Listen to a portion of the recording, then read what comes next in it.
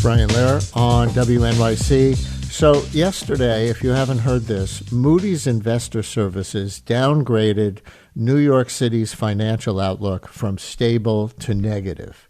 It came as City Council held its first hearing on the city budget and the mayor's proposals for the next fiscal year's budget. You'll recall that the city is facing big deficits, and to avoid cutting services, Mayor Mamdani is seeking to raise revenues through possibly raising property taxes, but he says that's a last resort. If the state doesn't raise income taxes on the wealthiest individuals and corporations, property taxes are the only ones the city itself can modify without the state government's approval. My next guest was the first person to testify before the City Council Finance Committee as the head of the Independent Budget Office. Louisa Chafee is the director of the office that operates independently of any elected official to weigh in on budget and related matters. Louisa, welcome back to WNYC. Thank you for coming on. Well, thank you so much, Brian. On behalf of the IBO, it's a pleasure to be here. So first, just for a little background, how do you describe the Independent Budget Office and its role in this process? It's not a branch of government or government-adjacent thing that listeners are very familiar with. No, you can't find us on the city website, but we're a tiny box. So we are a small, independent office, meaning we don't report to the mayor or the controller, any other elected official. We were created by voters in the 1989 charter revision, and our mission is to provide independent information on the New York City budget and related information. We have insight into city data systems, and we work closely with agencies so that we understand what they're using, but we report neutrally, and we don't have opinions. As I said often yesterday, we are agnostic on direction. We just are trying to explain to the public what's happening. And you were here, I should remind our listeners, to talk about the budget 2 years ago, middle of the Adams administration. At that point, the city was running a surplus. What changed? Well, thank you for taking us back in time. So at that point, as we call ourselves, IBO, as well as many other entities that track the city budget, we're really concerned about an escalating trend that the Adams administration was using to under budget. In other words, during the course of the fiscal year, to not accurately report on what things were costing. People may have heard about NYPD overtime was an example where it was quite clear, based on previous year's usage, what the overtime costs would actually be for the year.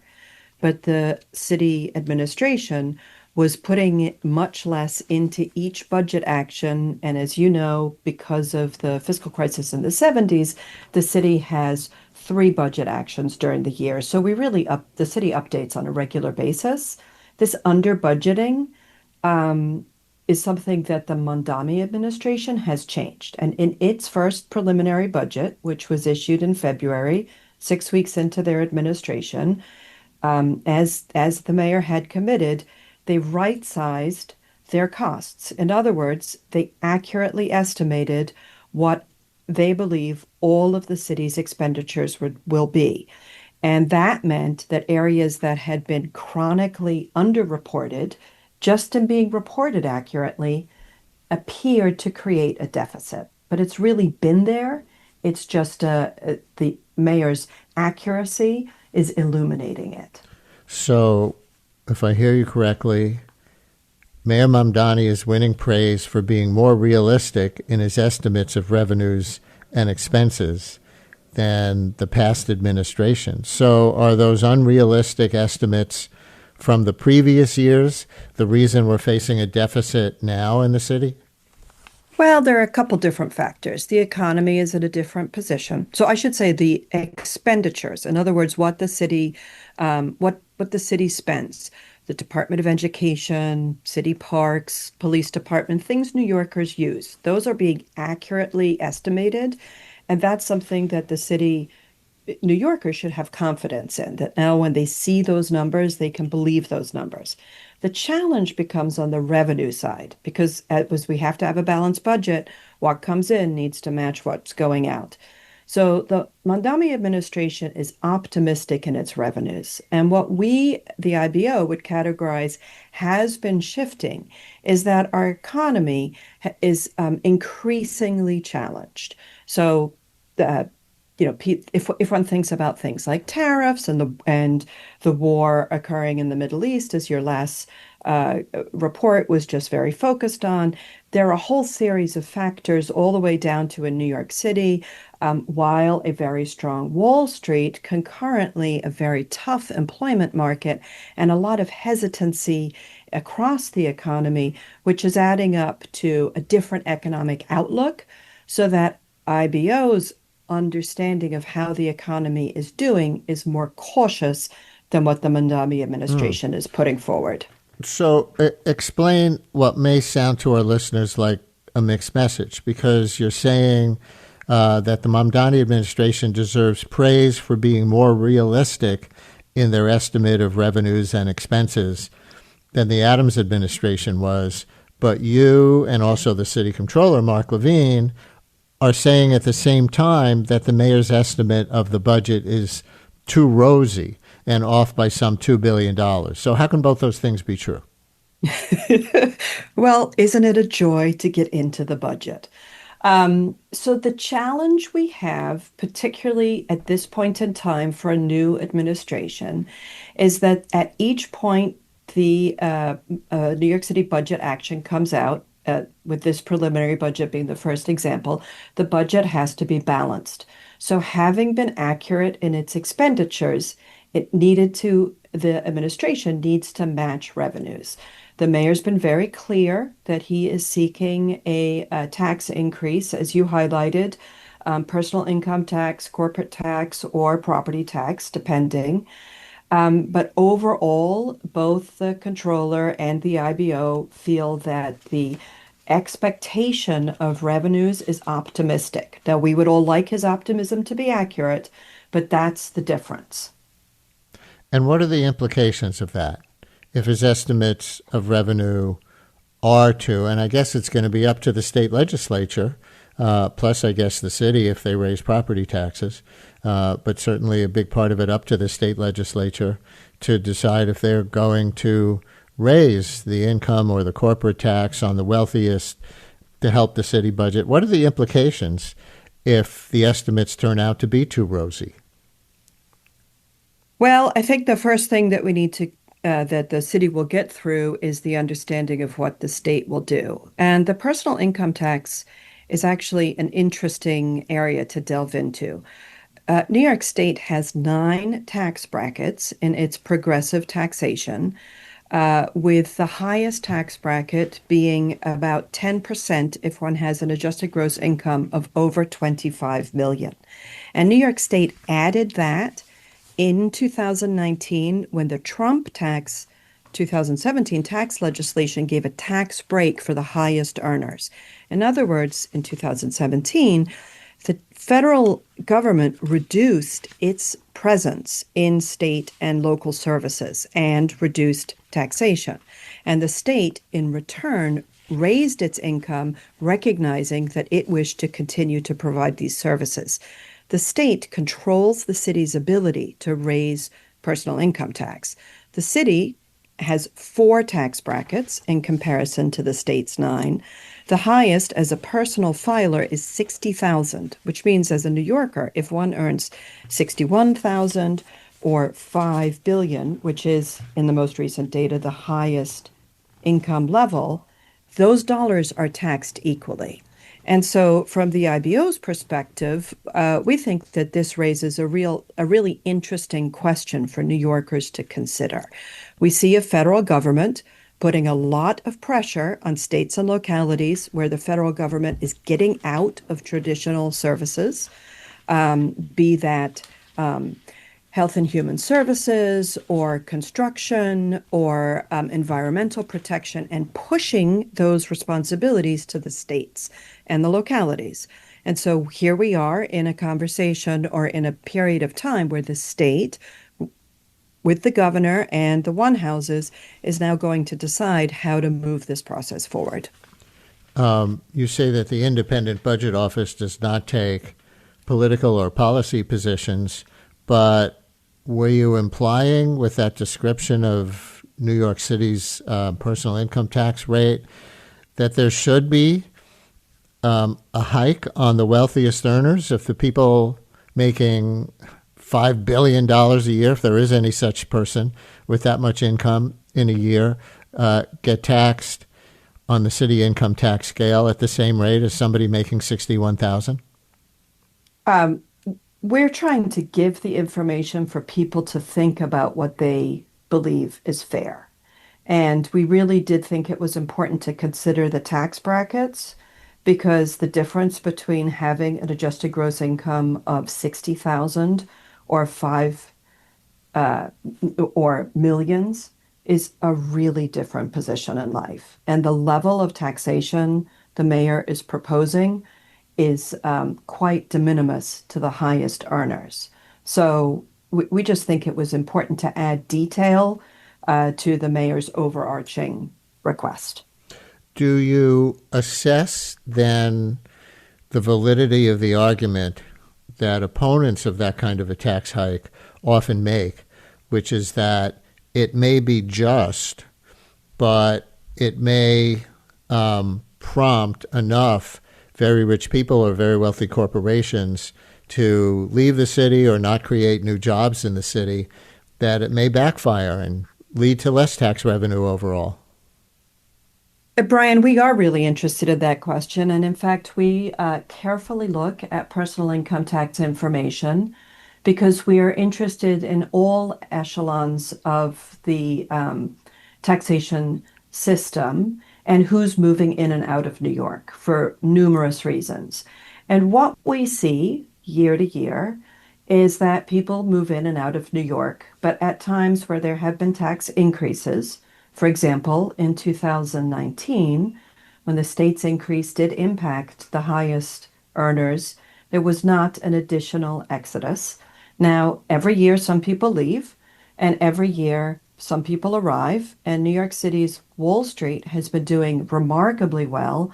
And so the city is also increasing the highest end of earners through our local economy in that area. So we are concerned. We do consider the overall tax impact, and we do study this really carefully.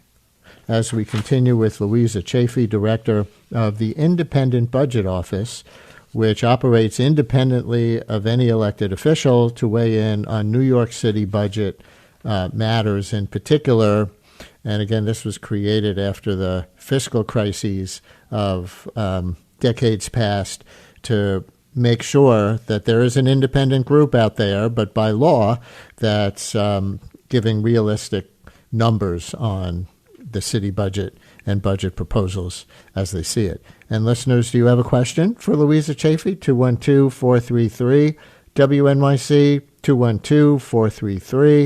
212-433-9692. City employee, city contractor, anyone else, 212-433-9692.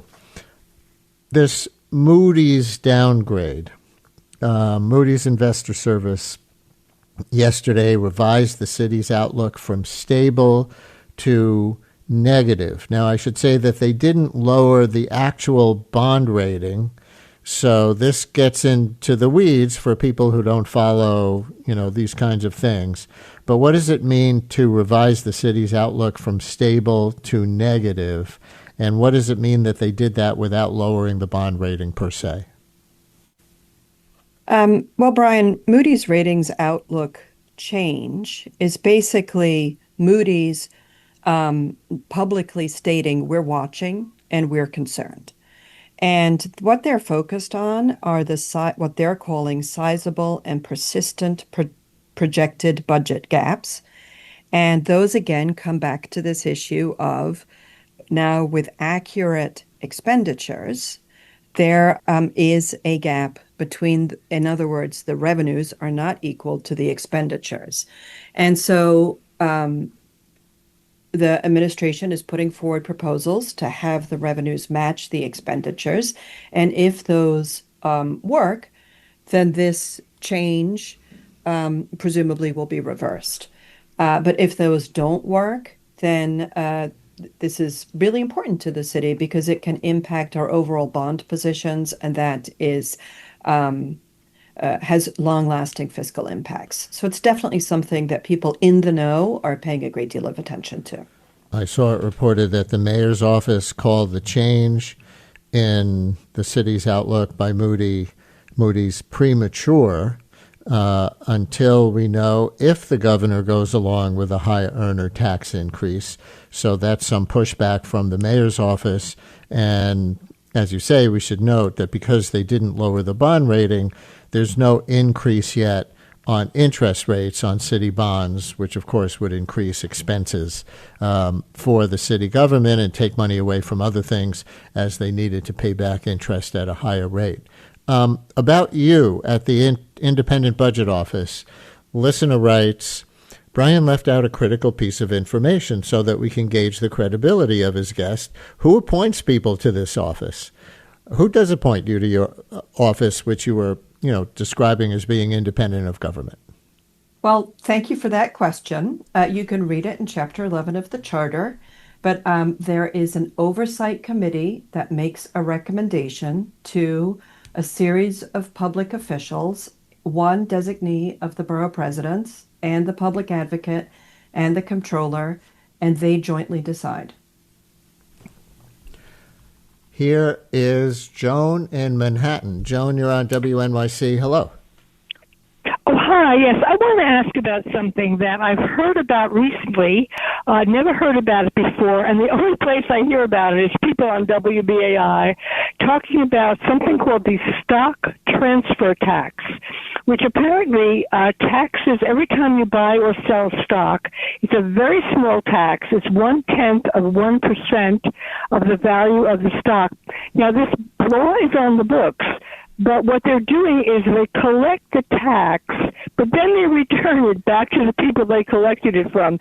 And I understand from some of the people that I've heard talk about this, it would raise about $600 billion, and it's not being used. It would come back to the city. I guess anybody trading on the New York Stock Exchange would pay this tax. Joan, thank you. And the $600 billion is an interesting number. The whole state budget is about $250 billion per year, so I'm sure that's a multi-year figure. But yeah, I've heard this about the stock transfer tax. Are you aware of it being on the books? And is the caller right that it gets collected but then refunded to the people who pay it, so it's in effect, not in effect?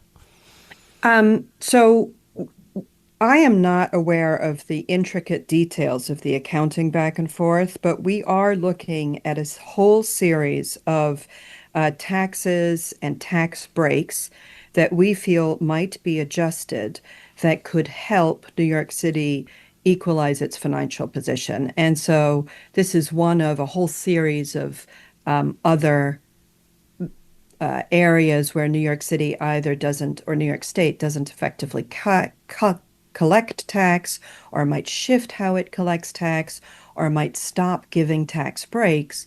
And we believe that in the current era, those many areas are important for the administration to consider. I think Dara in East Harlem has an interesting property tax question. Dara, you're on WNYC. Hello. Hi, thank you, Brian. I love listening to your show. I wanted to know about, instead of a sliding scale on your income, would they ever consider doing a sliding scale of tax on property tax based on the value of the property? So if you're buying a $25 million home versus a $200,000 home, you would have different tax breaks within the property. Dara, that is a really good question, and I couldn't answer it in an hour and a half. But Property taxes in New York City are basically a combination of the rate, and that's what's set locally, and the value, and that's much more controlled by the state. There's actually litigation going on around how values are set, which taps into much of what you're talking about. But in the rate setting, there are, in fact, four different classes of property, and each of those ends up with a different rate and different additional levers adjusted up or down, depending on, even within the class, other factors that the Department of Finance feels accurately impacts the taxation system. And to say that it is complex is an understatement, but currently, but I think the most important thing to think about at this point is that in the De Blasio administration, there was a really thorough study of taxation with the commitment to change lots of the property tax, and they issued a report which was chaired by the current director of the Office of Management and Budget, Sharif Solomon. And so the administration is thinking very carefully about the system, about equity within the system, about accurate collections within the system. And we believe that given the discussion around property tax, even if a change doesn't come in, there may well be other adjustments to the system moving forward. And I will note that almost no one thinks the property tax system is fair, and your office did a report titled IBO Explains New York City's Process for Setting Property Tax Rates. Does your office make recommendations, complex as the system is, as you say, for how property taxes could be made more fair? We don't make recommendations, but we do flag a series of considerations. And so we are concerned that if the rate, in changing the rate and thus changing the overall amount of tax collected, there are a series of things. Some of them are sort of inside government. There's a limitation on how much can actually be collected, and that's a cap that needs to be made. It needs to be made sure that it's legally appropriate. There are also equity issues, both where in the city property is located and also what type of property it is, and the relationship of the resident of the property to the property. So what we see is that traditionally landlords pass property tax increases onto renters, and renters have the fewest rights in terms of pushing back or disputing or challenging their property tax because they don't get tax credits for owning, they don't have a mortgage, they don't have any personal benefit, they don't have any financial, or they have the least financial wherewithal. And so we do raise that as an overall concern for both the council and the administration to consider as they move forward, should this be a route that they decide to pursue. One more question from a listener, and then we're out of time. Listener writes, in 2023, your office did a report on vacant rent-stabilized apartments. Has IBO done any research on the economic impact of banks making loans to real estate investors who undermine rent stabilization? We have not researched banks' relationship. It's a great question, but our data is data that comes, or the data access that we have sometimes limits some of the research questions we could do. I will say that we are very focused on vacancies, housing stock, and housing availability. We have a housing crisis. We have various pieces of legislation trying to address both the homeless situation and other parameters, NYCHA, rent stabilization, and other mechanisms to adjust the housing market. And so I encourage you to go to our website, which is www.ibo.gov, and to click on I have a question, because if you ask us, we'll answer your question, and we will answer your question. We do about 50 reports a year on questions from the public, and we really look forward to people reaching out and asking us, and if we can't answer, we'll explain why we can't. And I'll add that at least one of our listeners has just done that. Somebody wrote in to thank us for presenting this topic. Listener writes, I never knew about this and have just checked out the website. It is now bookmarked for me to further educate myself on more of this topic. So thank you to the guest. So there you go. So I will thank you as well. And listeners, this is just the beginning of the budget process, and a lot to watch here in the first year of a new administration, in this case, obviously, the Mamdani administration. What we've had this week is our guest, Louisa Chafee, director of the Independent Budget Office, plus the city controller, Mark Levine, plus Moody's, weighing in on the assumptions that the Mamdani administration made in its initial budget proposals, and they're not even that specific yet. It's a preliminary budget presentation. What happens now? By around April 1st, there should be a state budget. So then everybody will know whether those tax hikes that the mayor wants at the state level got implemented or not, and they will have to adjust from there. The new fiscal year for the city begins July 1st. So in that period from April 1st till July 1st, there will be a lot of negotiations between the mayor and city council on all of these specifics, every individual budget line that you're concerned about out there, from education to libraries to NYPD to housing to whatever it is. And of course, we'll have many discussions about that during this process on this show. But we leave it there for today with Louisa Chafee. Thank you so much for joining us. Thank you, Brian. And that web address, and I think a little more specifically for their website, is ibo.nyc.gov, ibo.nyc.gov.